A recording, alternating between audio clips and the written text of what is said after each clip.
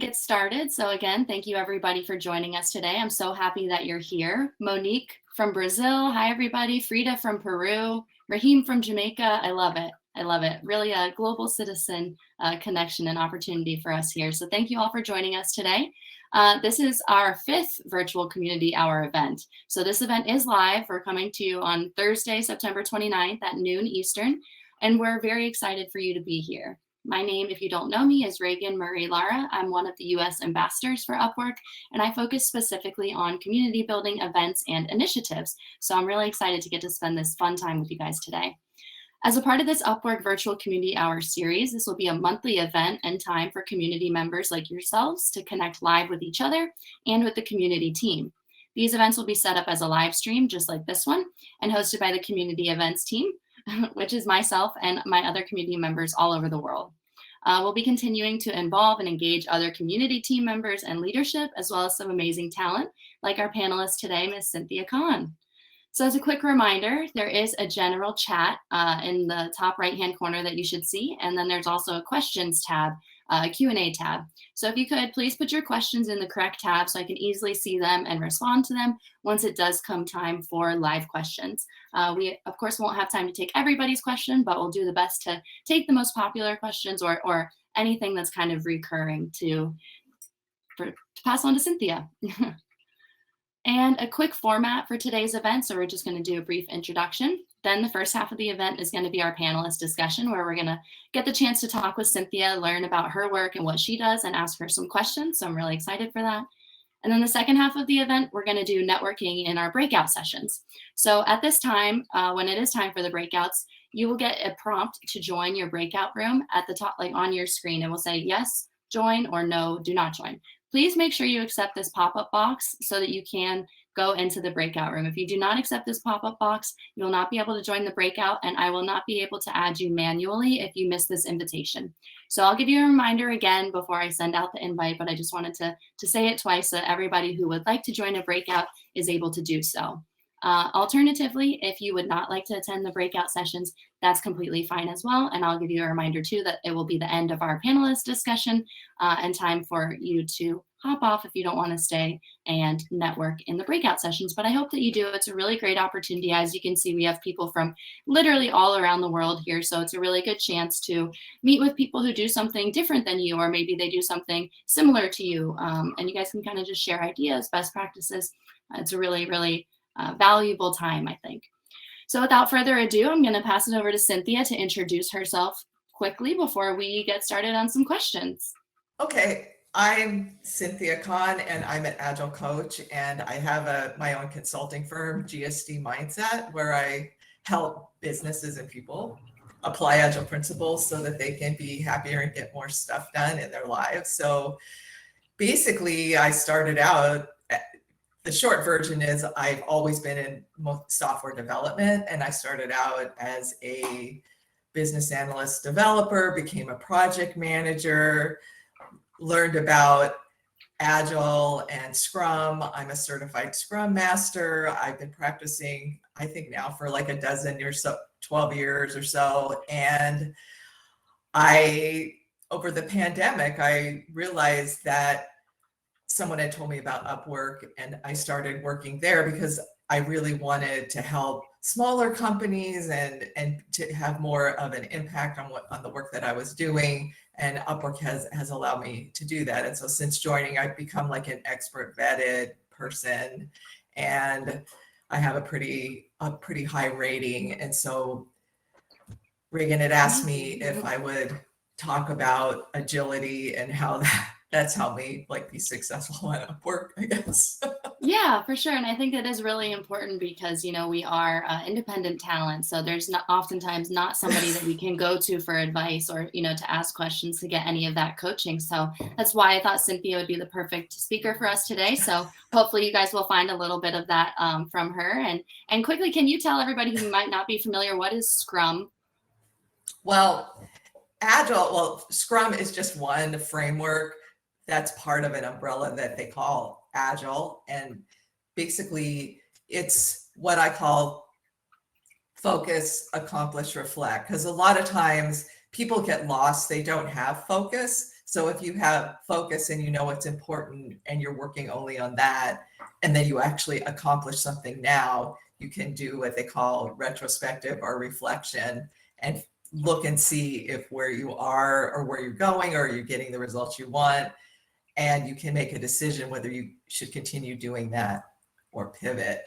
And it's really important when you become an agile or any kind of freelancer on Upwork, because your personal goals and your business goals all of a sudden like have to become one. aligned at the very least, right? Because everything kind of like blends together. It's braided together a little bit more than if you had like the standard corporate job outside of your home and then, you know, your home life. So it's definitely important. And I think a balance is always something that we're constantly seeking as independent talent. So can you tell us a little bit about your personal journey? I know you mentioned, you know, coming onto the platform during the pandemic, but were you always a coach, or how did you find that was something that you wanted to do?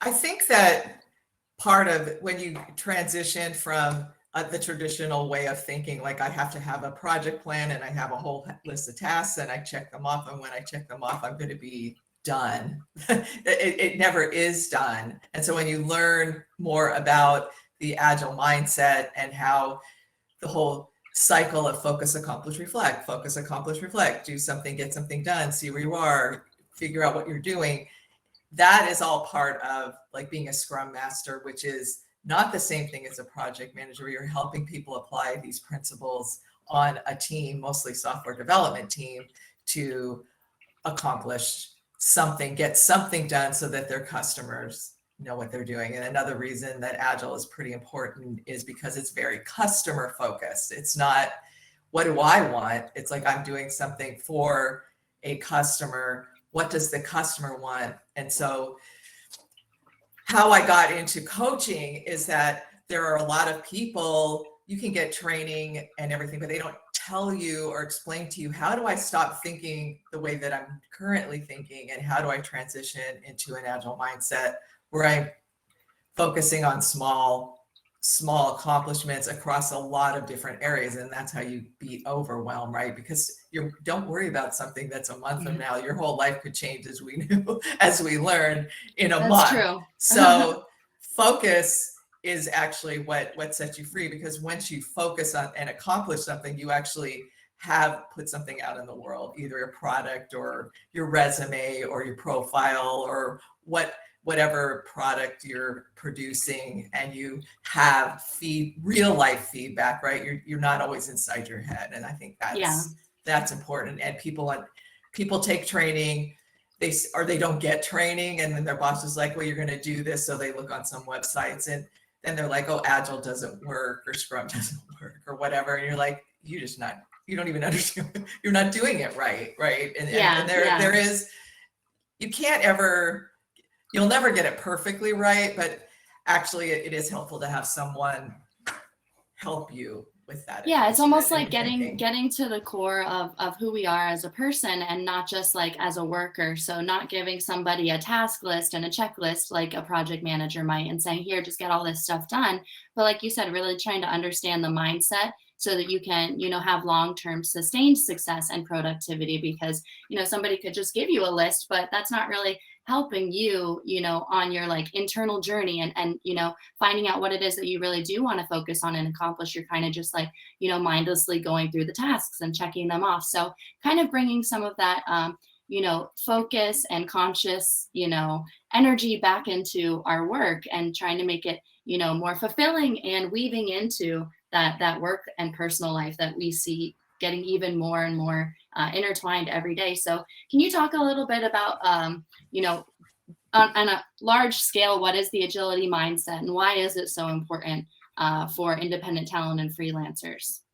Well, the reason it's really important for freelancers is because for the first time in your life, you are in 100% control of what it is that you're putting out there and who is receiving it. So if you want to start and get more business, it's like, figure out what it is, what problems do you solve for your customer? Not, I draw pictures for customers because they want whatever. Like, so one of the things you talk about in agility is they call them epics, they call them stories. But what it is like, as my customer, as somebody, I want to do something so that I achieve some goal. So what you're doing as a consultant on Upwork is helping somebody achieve a goal. So it's more about, what am I good at? What problems do I solve? Like, for instance, I'm an Agile coach. I can teach you all of these things, but that's not what the customer cares about. What the customer cares about is, oh, my team isn't performing. Oh, my quality is not good. I have a lot of bugs, and so I have to do a lot of rework in my business, which is costing me money. Oh, I want to be more efficient. My team is not efficient. They're missing their deadlines, whatever it is. So I've taken it from, I can teach you things, I can tell you things, I can pontificate from now until doomsday, but that's not what the customer cares about. They care about solving a problem. And if you understand the problem that the customer wants to solve, you change your profile so that you reflect that. In your cover letter, your focus is, you notice ads that say those things, that they're looking for somebody because they have these things that they want to fix or whatever it is. And you already know how you can do that because you've already thought about it. So stop. I guess the key is, as an entrepreneur, which is basically what you are on Upwork, it's about, what can I do for you, the customer? And when you start getting customer focused, everything you do then talks about like how you're going to help them, then that changes everything. And then the other thing is, like, if you're thinking that you're doing something or your messaging is not getting across, focus accomplished. I've sent out 10 of these proposals.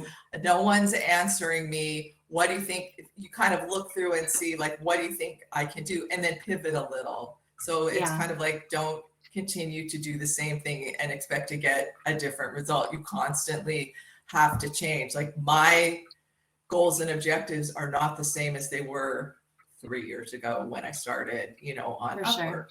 Yeah. And I love how you mentioned that, kind of shifting your mindset to be client focused, because that's something that I do talk about a lot. And I think is especially important for some newer freelancers to the platform, because it can be really easy when you're submitting a proposal to just talk about yourself, just to say, me, I've done this, I did that, I have this, accomplishment and this accolade. And to be honest, your client doesn't really care about that. They should honestly be able to find that information on your profile. So you really do need to be customer focused when you're submitting that proposal, really showing them that you've thought about their project. And just like you said, not just the project, but what problem are they trying to solve? Not just checking off the list and the items that they want done. I want this done, I want that done. But it's the bigger picture of, what problem are you trying to solve, and how can I best help solve that for you. And so that's when you get really creative ideas, I think, of additional suggestions to bring to them.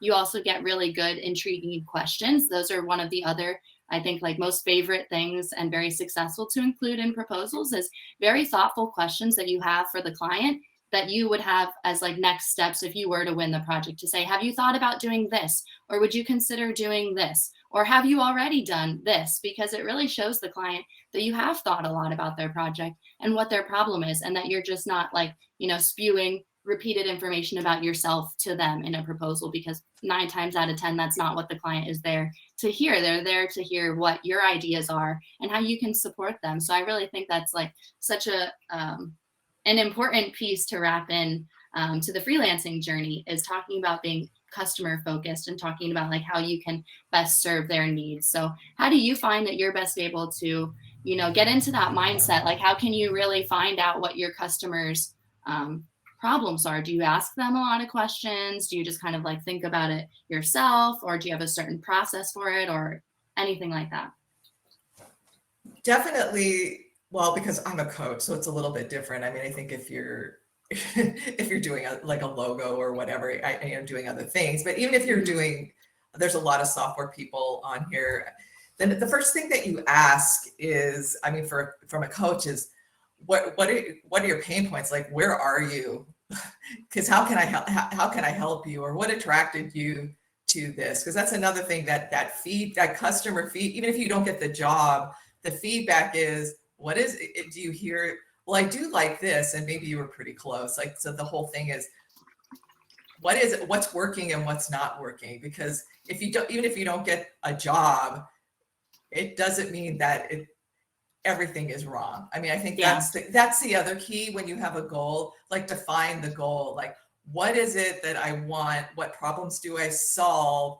And how will I know what am I testing, or how will I know if it's working? Like maybe you have 2 or 3 proposal letters, or maybe you switch up, you have a project on your profile, or which I use that because I don't publish like projects, you can't do that. But if you have any videos, or if you've been on a podcast or whatever it is, because people hire people that they know and like, and they won't, and if they've watched things about you, then they are more likely, at least to, if they don't hire you, they will maybe talk to you. I, for instance, I'm so into the Agile. I did do a TED talk about if you applied principles in your life, you'd be happier. That's the first thing, like on my project. Everybody knows that I am Agile. Like I'm all in on Agile, because I don't ask them, did you watch my TED talk? But you'd be surprised how many people say, oh man, I watched your TED talk. It was good, or it was this, or it was that, whatever they say. And I'm like, that they may have just called me because they want to meet me. That's fine too. But it always gives you an in. So like look holistically about what it is that you stand for, what problems you're solving for your customer, and then do something about it, and constantly get feedback from customers or potential customers, right? Maybe it's your rate. I don't know what the going rate is, things like that. I've lowered my rate because I can't make what I would make if I was working for like a big international consulting firm, right? So set expectations, and maybe start not too cheap, but start a little lower and work your way up, which is kind of even what I did. Somebody like me with a TED talk. I started lower, not super low. There's some, but figure that out, figure what you stand for. And then Upwork is one of those platforms, which it's a double-edged sword. Like if you do a good job, people will write nice things about you. Don't get yourself into something where people aren't going to like the work too, right? So that's the other thing. You have to be doing something you enjoy, love, and can solve their problem. Because if you don't, then it becomes public, like on your profile. You didn't do a good job. Just not overstretching yourself or overexerting yourself, just doing things that you are comfortable with and that you feel confident in, your ability to solve it and think of questions and creative solutions. So I really, really like that. And I think really good advice. And even for people who don't have a TED talk out there to share with your clients, I love to give this suggestion too, is using Loom. It's Loom, and it is integrated into the Upwork platform, or you can do it separately. But it's a really great way to be able to record like short videos of yourself to share with your clients. So maybe try that next time. Do a video proposal instead of just typing it, or like attach it as an additional attachment to your proposal, so that your client can get to know you. They can see your face and they can hear your ideas. And a lot of times, people are going to be able to connect with you better via video or via anything like that. So another really good suggestion. I want to take a question live from the audience here. This one's from Marjorie Garcia. And she says, what is the difference between the Scrum and the Agile methods? Okay, well, as I said, Agile is just a high level overarching definition. That basically is to do something that in an iterative or an incremental fashion, which is the whole focus, accomplish, reflect. Scrum itself is one framework. You might hear terms thrown about like Kanban, I'm lean, I'm practicing Scrum. Those are different frameworks. Those are different ways that you can that have been proven to have an Agile mindset. I come with a Scrum background because the one thing when the focus, accomplish, reflect, I like the time box aspect of practicing Scrum. In other words, what do I need to get done in the next week? What do I need to get done in the next 2 weeks? And you focus, and those are accomplishments, not tasks, right? Because once you know what you need to accomplish, then you can create a task list. So that is So why agility is like the Scrum. larger idea, like, you know, the idea of it all. concept And of Scrum, yeah, is a way to execute it essentially. in a time box. Scrum is big about time boxing. Kanban is big on throughput, like how quickly can I take something that I need to get done and get it done. And then Lean is a whole different animal, but each one has a different approach to basically incrementally and iteratively accomplishing something so that you can figure out where you are in relation to where you want to be, which is completely different from the traditional method. Like I need to do all this research, know everything up front, which is impossible to know. Yeah. Then you get like paralysis analysis almost, or you can never really have enough information to feel like you can get started. So sometimes the best thing you can do is just get started. Right. So another live question, I really like this one from Amir. He says, Cynthia, what is the most common roadblock to agility in companies or teams? Well, the number one is actually define. There's a concept of minimum viable, which is like constantly figuring out what that priority is that you need to get done. It's called minimum viable product if you look at that up. And I've worked with companies who, especially startups, and they don't define that. So they get something out there and they've like gone through almost all their runway and they don't have a product. That's a bad situation to be in. So I think the number one thing is like figuring out what they need to get done in the next month or the next quarter and actually doing it, right? They continue what we call here in the Wild West. It's just whatever happens if somebody calls and they put that in. You can't work if you work with an anarchy, then you're not going to actually accomplish what you need to accomplish. So you miss that focus, and I think that's the number one thing that companies, people, they're just whatever, not able to focus. They can't like hone in on something. It's just a little bit like everywhere trying to and I'm not spread saying themselves thin. Yeah, and I'm not saying, and so when you do it in a time box like this week, what do I need? If from a personal standpoint, it's really week by week, like so that you know this is what's going to make a difference, and making that decision that this isn't a we're all going to die moment. Like we don't have to stop what we're doing. Sometimes those things happen, but 9 times out of 10, it's not that. And so getting into the thing where you're constantly prioritizing and being able to focus on what truly is important, and that takes practice, right? And that's also gives you a good thing to say no. Like this is what I'm working on right now. If somebody wants you to do something else, like, is that more important than this? Well, they may say yes because they're like an executive or something, but it deep down, like if you had an answer like, well, if this doesn't get done,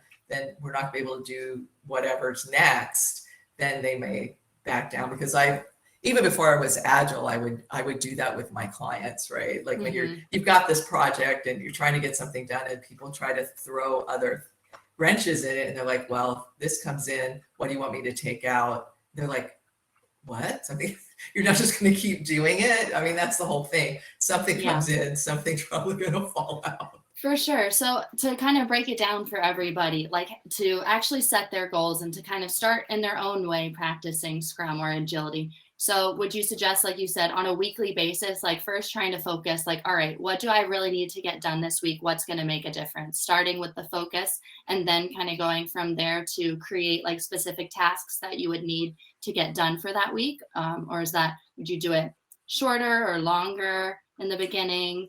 Well, in the very beginning, you got to figure out like, what are my goals? Because, and a goal is not like, oh, I want to lose 10 pounds. A goal is, I want to lose 10 pounds so I can fit in this new outfit for this special occasion that I'm going to, because that is the why.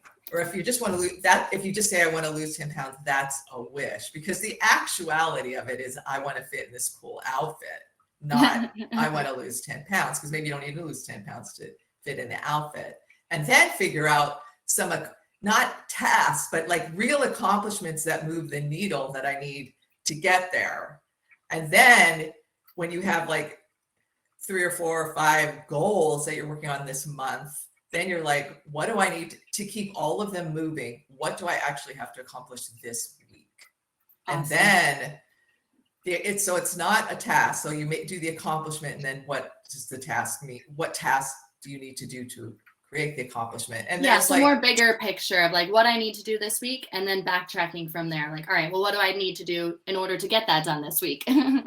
yeah, that's Right? that's a task. But you go Mhm. back and like really truly understand the goals that you're working towards. And one of those is your business. Like you can't just say, I need to get 3 clients a week. Well, that may or may not be true, because what Mhm. you're trying to say is like, I need to earn X number of dollars so I can pay the rent. What you're trying to do is like, I want to pay the rent and I want to keep doing this. That's your motivation. Like when you get to the and if you understood the motivation, then you would really understand what you needed to accomplish and then how you need to do that. Because I'm not 100% sure really to get that many clients in a week or every week or whatever it is that you're doing. You may need to I need to have some better projects out there. I need to make my portfolio look better. And it's not just like, I need to send out 17 proposals. Yeah. Yeah. So you really have to figure out like what's going to move, what are the accomplishments that are going to move the needle, and what's the priority. And there are a lot of tools out there that people use that have free versions. Trello's like almost always free. And there's Notion, there's ClickUp, there's a whole bunch of different tools that you can use.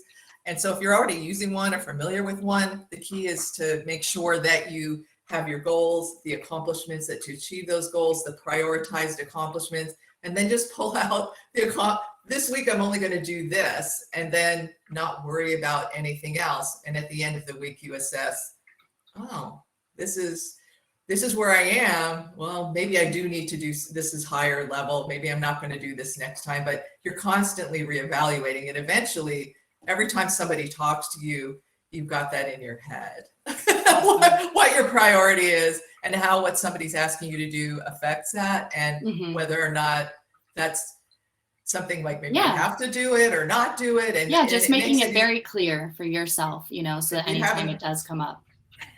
But that, yeah, you can Awesome. watch the TED Talk if you want to. Yeah, well, that was a perfect way to close this out. And that's a perfect way to close this out. Is just, do you want to share any other, resources, like where can people learn more about you or the agile work ideas before we finish with our panel portion? Well, if you're in software and you want to learn more about Scrum, GSD for getting stuff done, .guru, GURU, that's our website. If you go to the blog posts, we have like 50. Also, there's Agile World News. If you go to youtube.com/Agile World or go to any podcast network and look up Agile World, you will see a lot of podcasts. And there's people from all over the world. It's a nonprofit organization. People like me from all over the world give talks or interview people with different specialties. There's even an Agile World Wellness, whatever. It is all free, and they're in multiple languages. Like there's the Agile World Portuguese and Agile World Dutch, Agile World Hindi, besides English. And so if English isn't your first language and you wanted to learn more about agility, then that might be a place. Most of it's in English because a lot of us are, but we do have a lot of different people who are speaking in different languages and create their own podcast. So they have it on video, they have it in podcast. So I highly recommend it. Wonderful. Well, thank you so much, Cynthia. I really, really appreciate it. No, and everybody would love to learn more about this, and I think how they can apply it to themselves and just, kind of make yourself more productive and more clear on what your goals are. So I appreciate you taking the time out of your day to spend with us and answering some questions live. I hope everybody got some good feedback and information from Cynthia. I also wanted to drop a link into our chat right here because I saw a couple questions about this. That link is to an Upwork article about using Loom in your messages. So I know people were interested in trying to figure out how they can, use Loom to connect with their clients, show a little bit more about yourself and what you do. So check out that article, that link right there. It'll give you more information about everything you need to know for using Loom for your clients and adding them to your proposals. So without further ado, that is going to be the end of our panel